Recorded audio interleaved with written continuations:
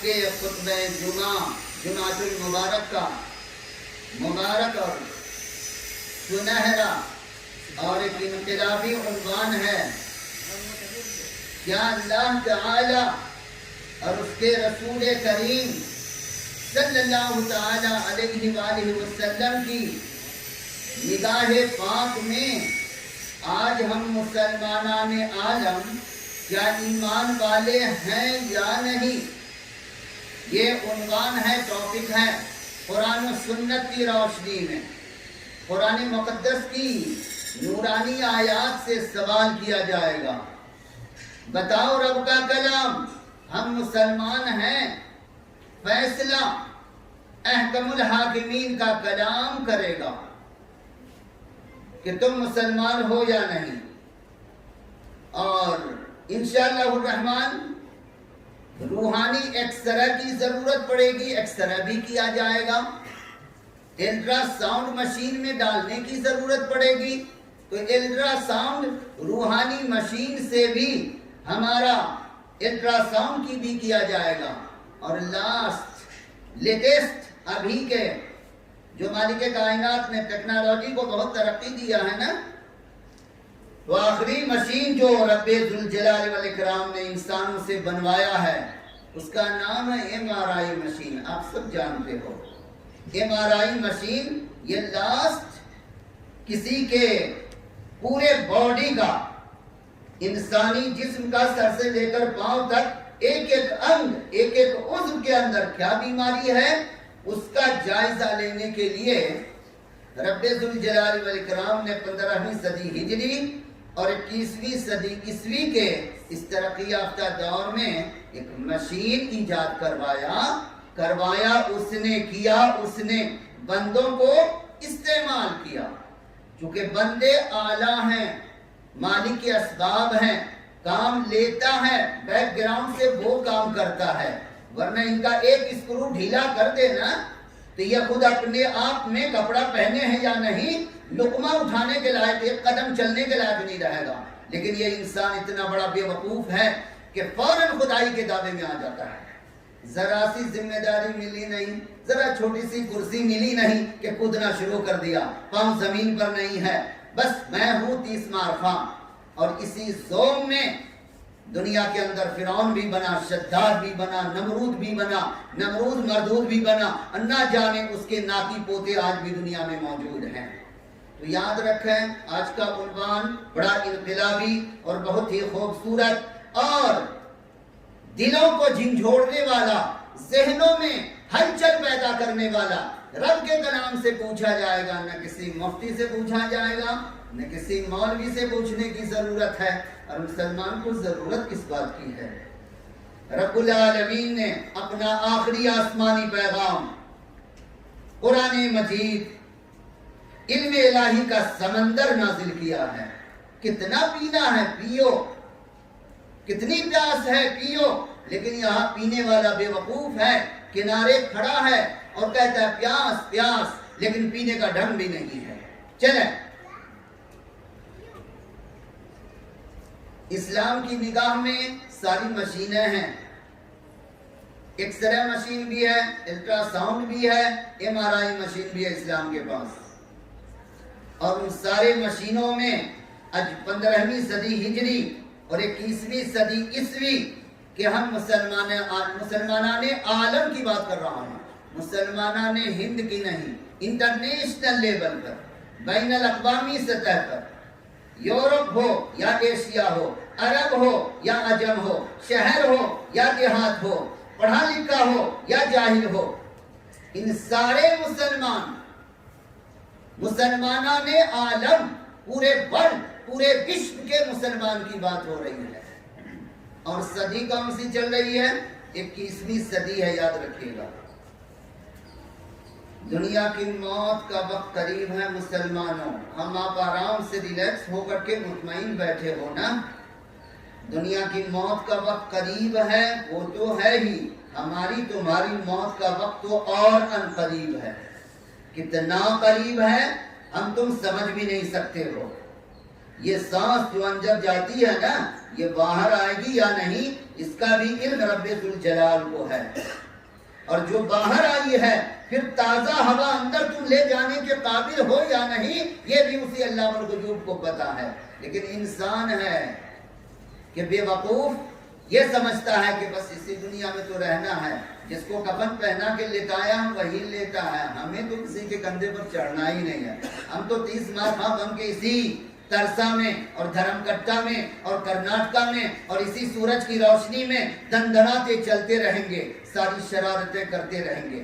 پہلے جائزہ یہ لیا جائے کہ ہم مسلمان ہیں یا نہیں، چونکہ دو باتیں ہیں، ایک ہے انسان کا دعویٰ کرنا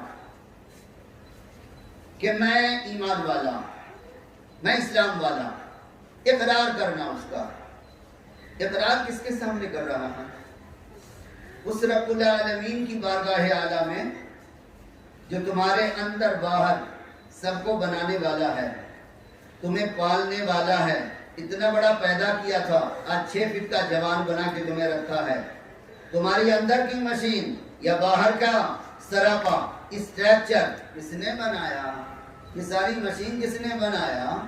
اسی کو دھوکہ دیتے ہو، مکاری کرتے ہو، چال بازی، زبان سے کہتے ہو لا الہ الا اللہ اور نہ جانے کتنے الہ کو اندر بیٹھا کے رکھے ہو، کتنا چوہا بلی مار مار کر کے اندر رکھے ہو، اور کہتے ہو کہ لا الہ الا اللہ۔ دونوں کے زبان سے تم نے نہیں، ہم نے نہیں، آج کے مسلمانوں نے نہیں، 14 صدیاں گزر گئی، 14 سینچری، 1400 سال سے دعویٰ کرنے والے دعویٰ کرتے آ رہے ہیں، اور بلکہ 1400 سال پہلے چلو، وہ وقت، وہ ٹائم، وہ پیریڈ، وہ زمانہ، وہ دور جس کو حدیث پاک میں خیر القرون فرمایا گیا، تمام زمانوں میں سب سے بہترین زمانہ میرا ہے، سب سے بہترین رسول، سب سے بہترین جماعت صحابہ کی مقدس جماعت ہے، اور سب سے بہترین فرشتہ، 7 آسمان کے فرشتوں کا سردار اور سردار، کمانڈر ان چیف،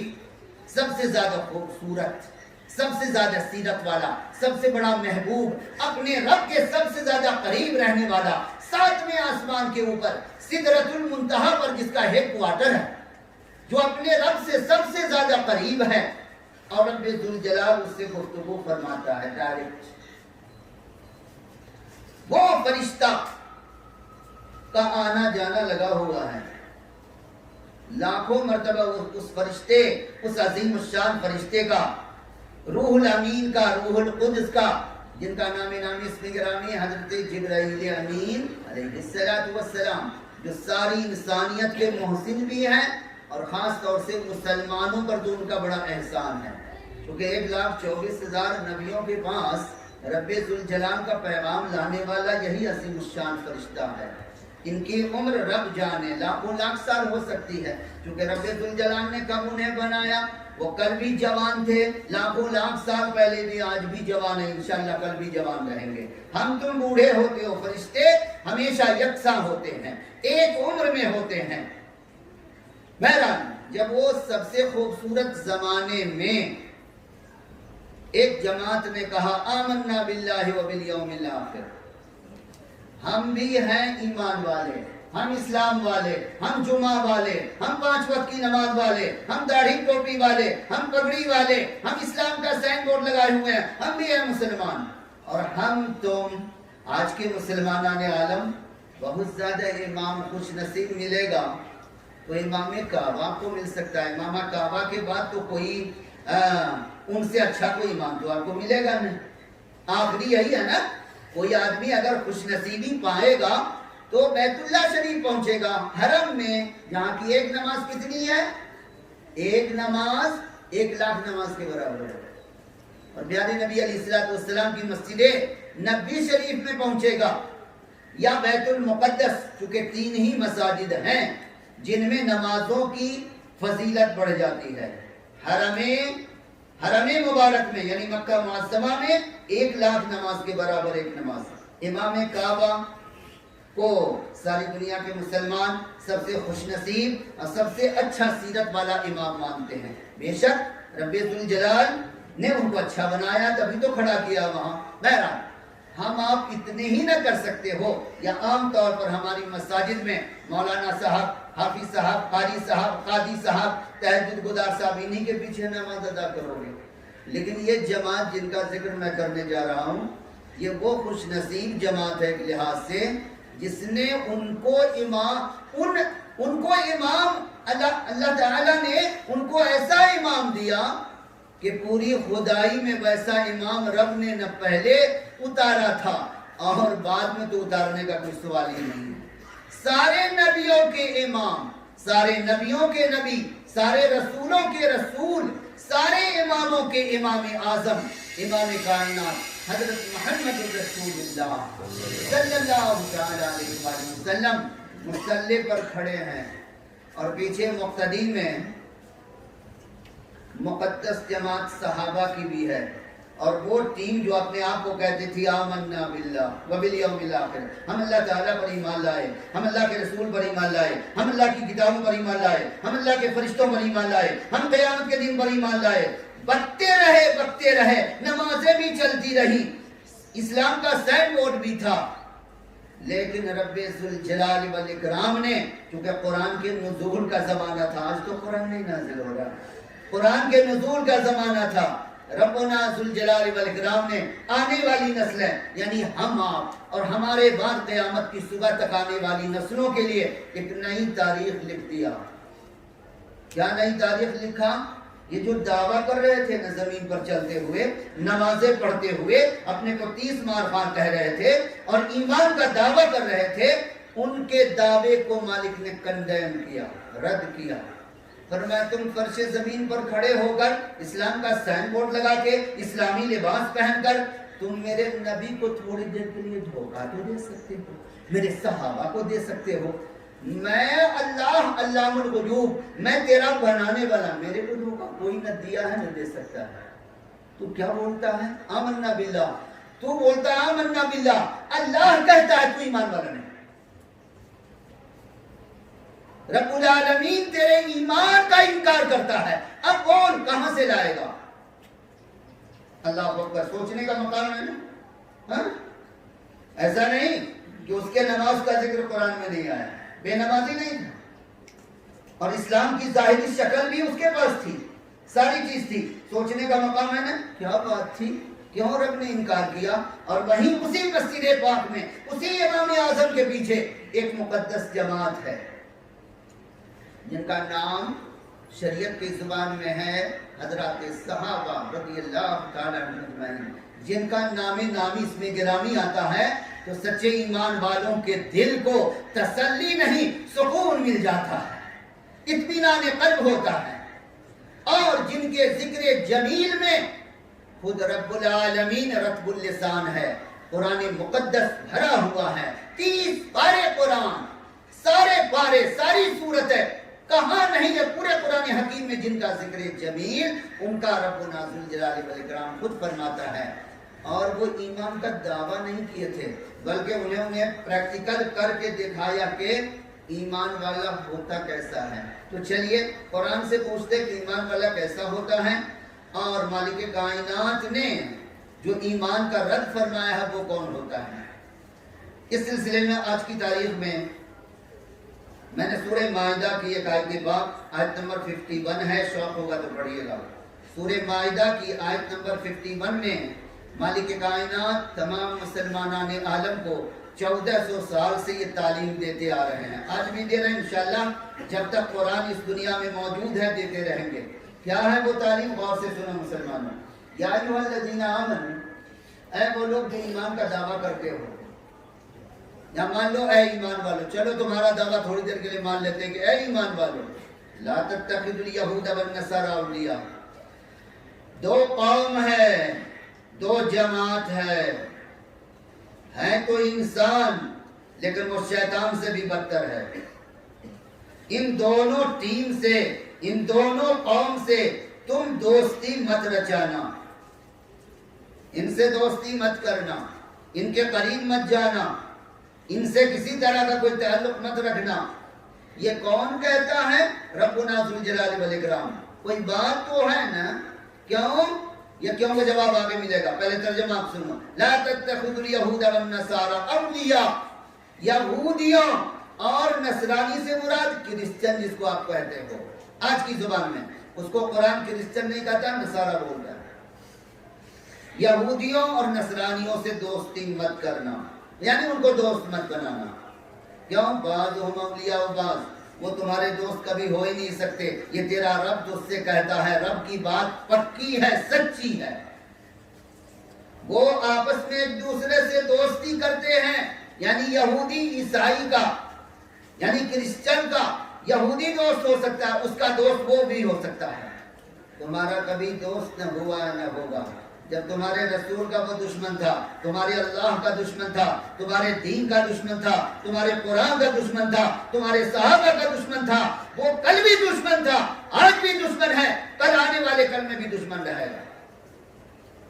اسی لیے تو تیرے رب نے قرآن مقدس کی سب سے پہلی سورہ باق، سب سے عظیم الشان سورہ باق، سورۃ الحمد، سورہ فاتحہ کی لاسٹ آیات میں ان دونوں کو ٹائٹل دے دیا ہے. ایک کو ٹائٹل دیا ہے، لقب دیا ہے مغضوب علیہم کا، اور لاسٹ آیات جس پر تم پڑھ کر کے کہتے ہو آمین، اے اللہ قبول فرما.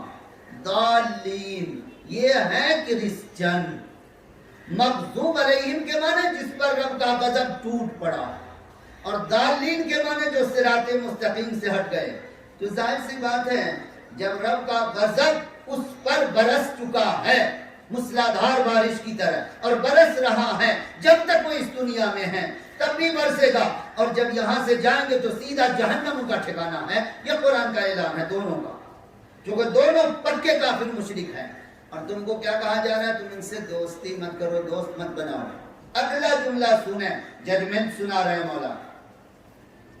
ایک ہوتا صرف بیان دینا، ایک ہوتا ججمنٹ دینا.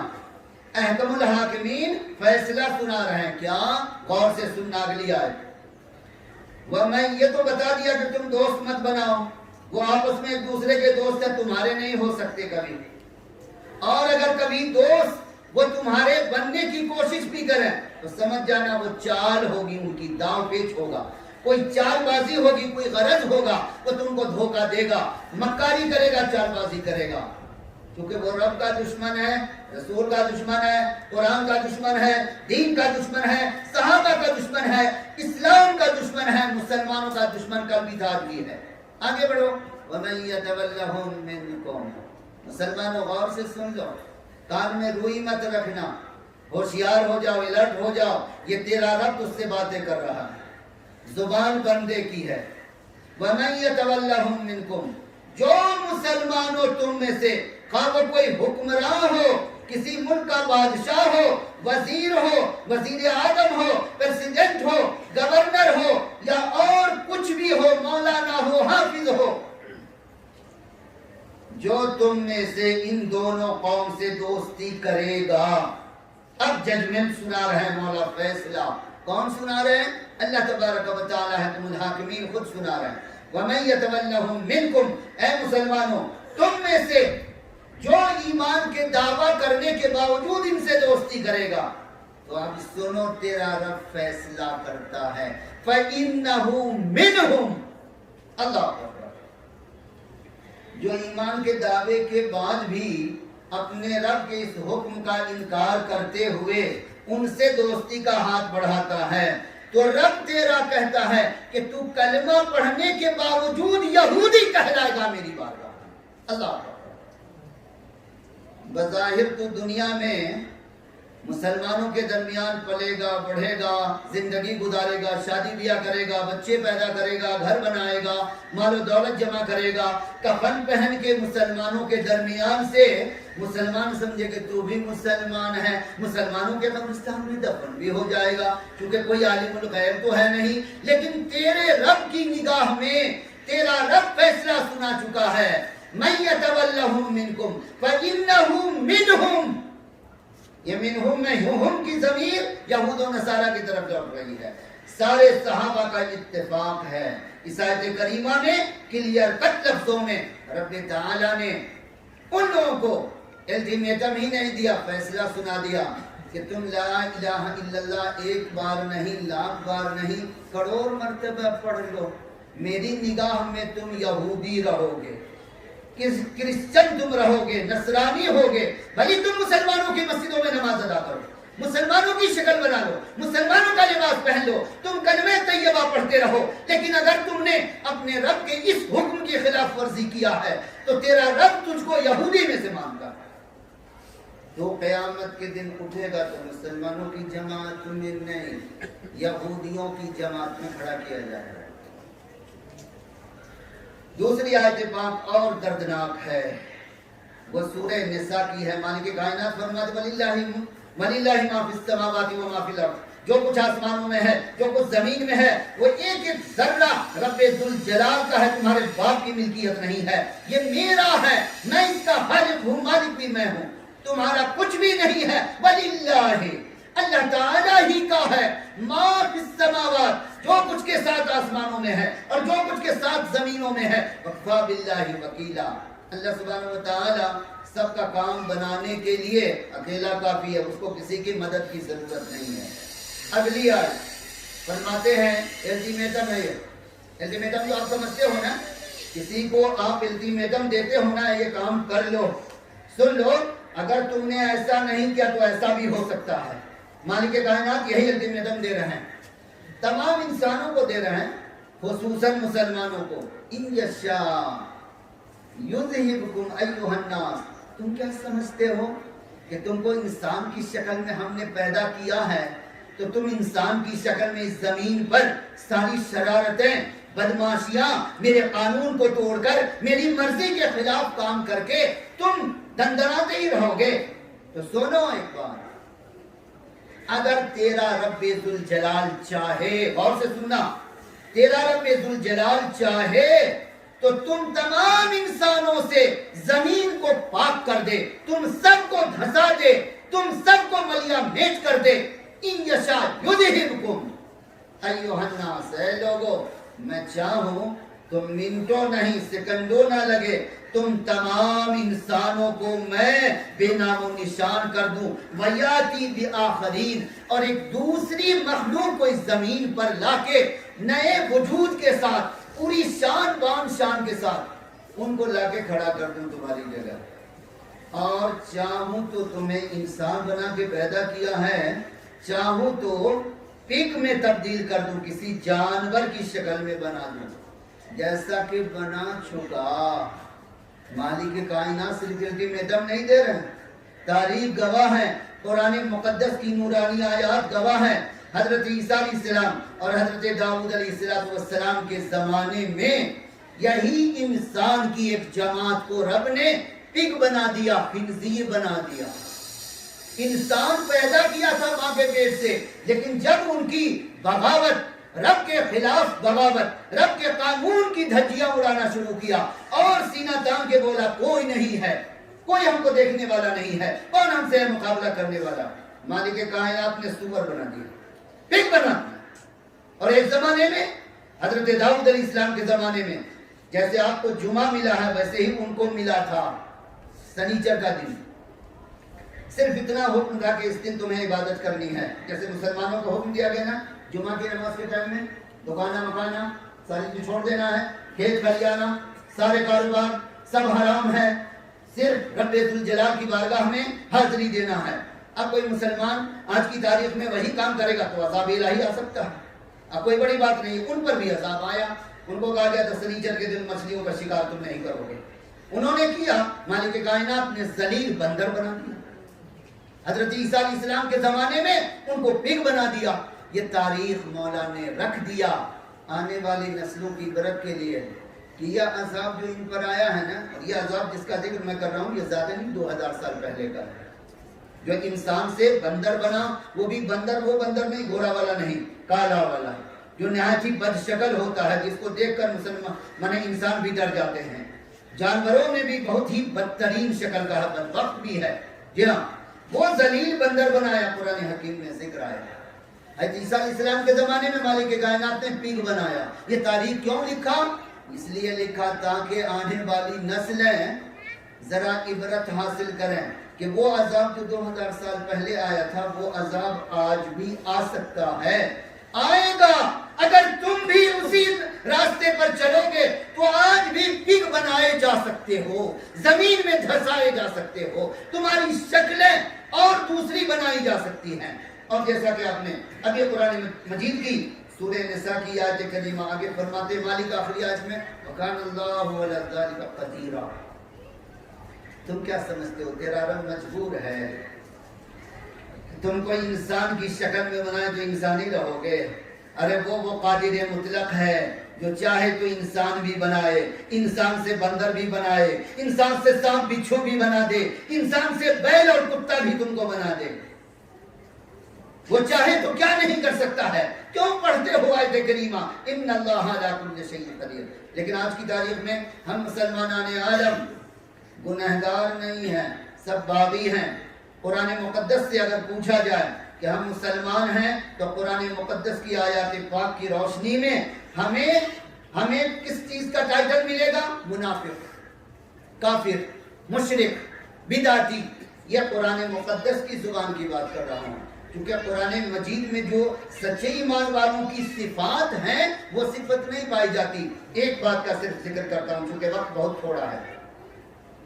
قرآن مقدس سورہ صف میں مالک پارہ نمبر 28 میں فرماتی یا ایھا الذین آمنوا، اے وہ لوگ جو ایمان کا دعویٰ کرتے ہو، لم تقولون ما لا تفعلون، ایسی بات میاں کیوں بولتے ہو، کیوں کہتے ہو؟ ما لا تفعلون، جو کرتے ہی نہیں تم، یعنی کہتے کچھ کرتے کچھ، زبان پر کچھ دل میں کچھ۔ ایک طرف کہتے ہو اللہ اکبر، زبان سے تو کہہ رہے ہو اللہ اکبر، کیا یہ تیرے دل میں اترا ہے؟ نہیں اترا تو منافق ہے تو۔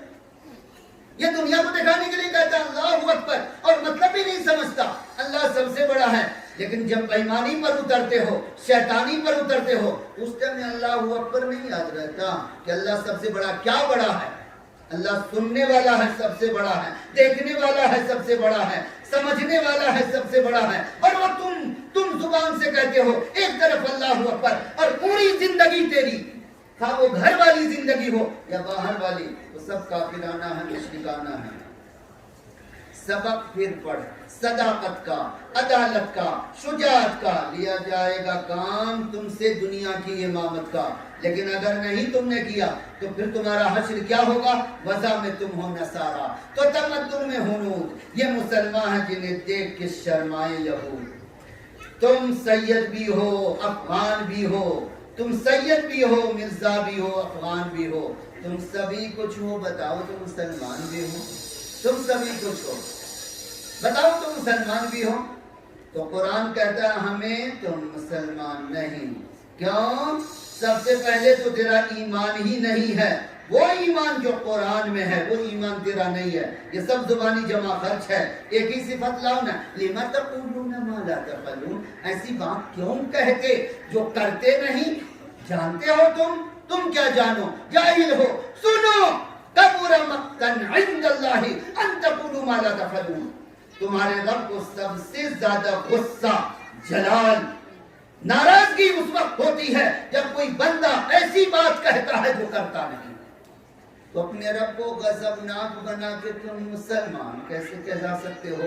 مسلمان تو کانپ جاتا ہے۔ ارے مسلمان تو تمہارے اسلاف تھے، جب نمازوں میں اللہ اکبر کہتے تو دیکھنے والا دیکھتا ایسا کہ جیسے جس میں روح نہیں ہے، کوئی لکڑی ہے کھڑا ہے ڈر کے مارے۔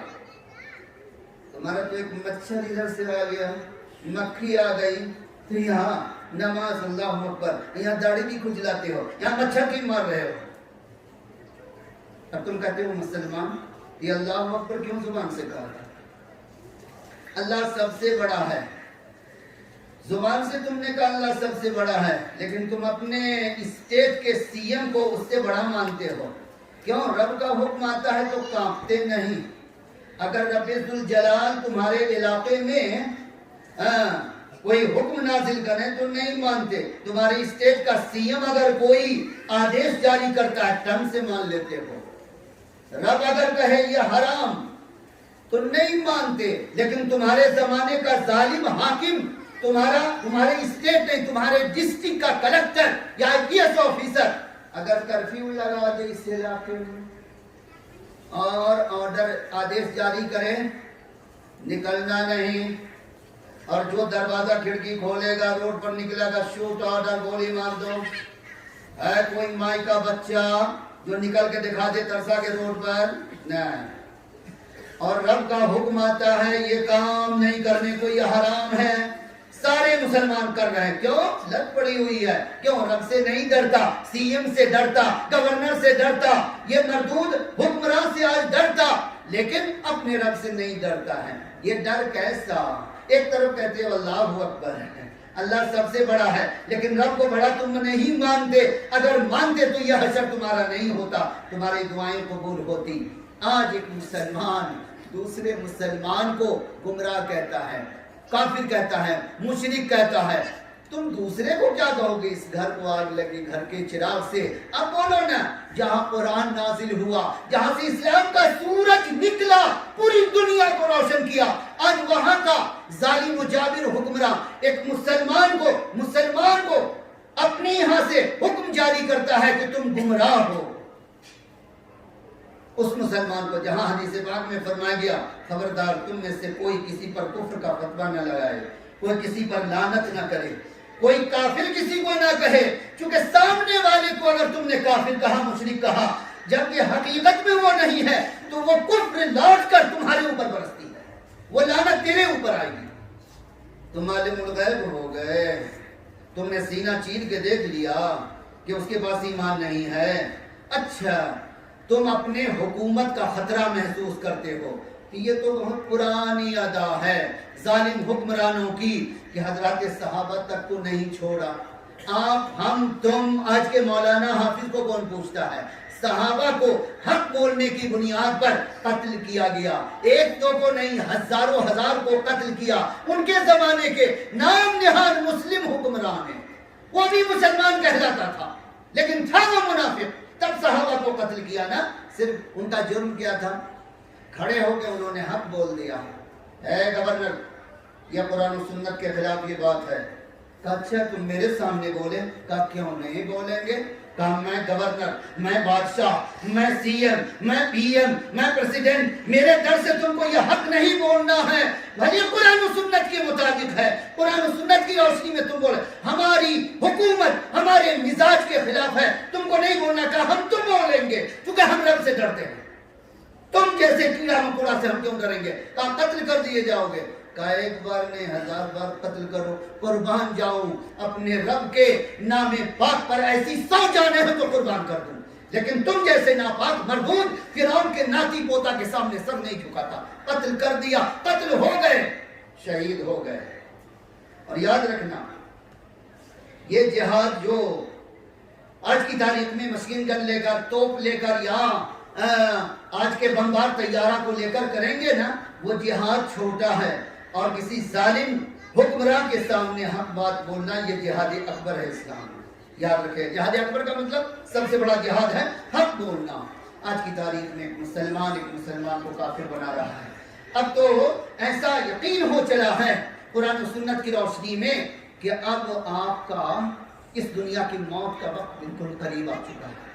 چونکہ ایک مسلمان جب مسلمان کو کافر بنائے، ملعون کہے، اس کو اپنی طرف سے، جبکہ یہ بکواس ہے اس کا، بالکل بےہودہ گفتگو کر رہا. وہ ایک مسلمان حق بات بولتا ہے، عالم ہے، وہ عبادت گزار ہے، اور اس کو کافر بنایا جا رہا ہے. تو اب بولو ہندوستان کی سرزمین میں تو کٹر کافر مشرک کی حکومت ہے، وہ تم کو مذاق ہی اڑائے گا نا، ٹھنگا دکھائے گا نا تمہیں کہ ارے تم کیا ہو، تمہارا تو داڑھی والا داڑھی والے کو کافر کہہ رہا ہے، تمہاری نمازوں پر پابندی لگا رہا ہے. اگر وہ لگا رہا ہے تو ہم لگائے تو کون سا ظلم ہوا؟ اس گھر کو آگ لگی گھر کے چراغ سے. آپ نے سنا نہیں؟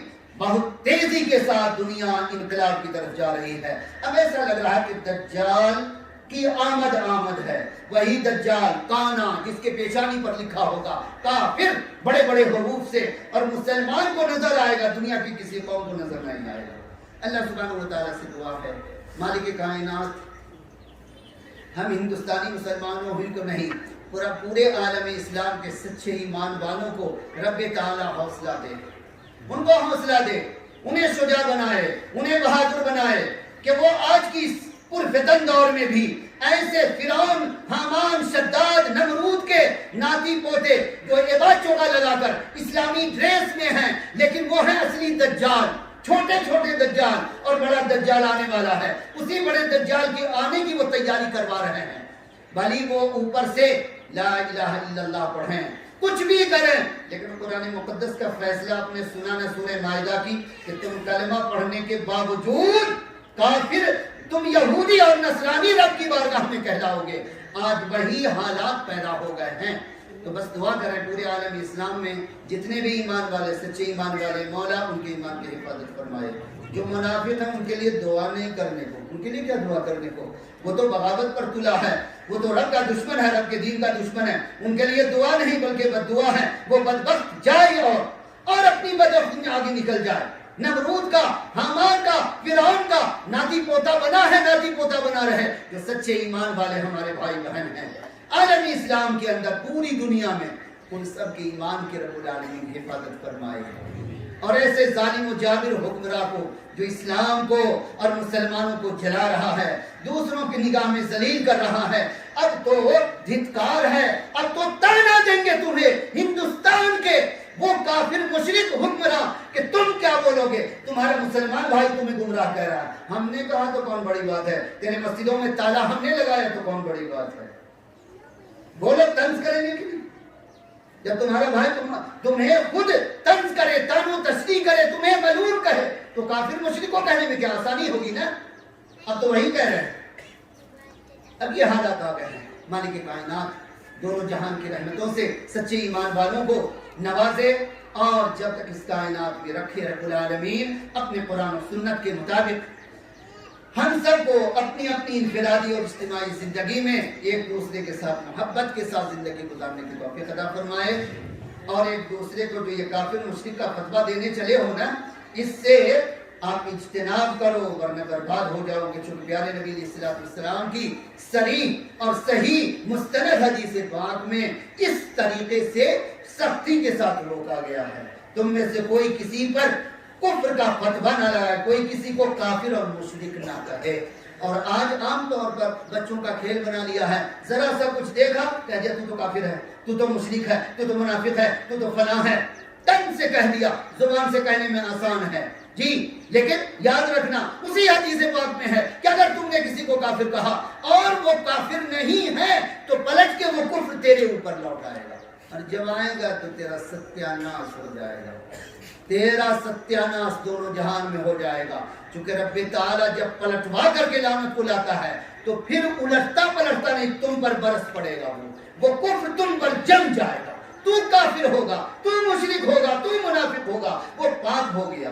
مالک کائنات ایسی حرکات و سکنات سے ہم سب کو اجتناب کرنے کی توفیق عطا فرمائے, اور حق کو حق دیکھنے کی توفیق دے اور اس پر عمل کرنے والا بنائے, اور باطل کو باطل ہی دیکھنے کی توفیق دے اور اس سے اجتناب کرنے کی توفیق عطا فرمائے.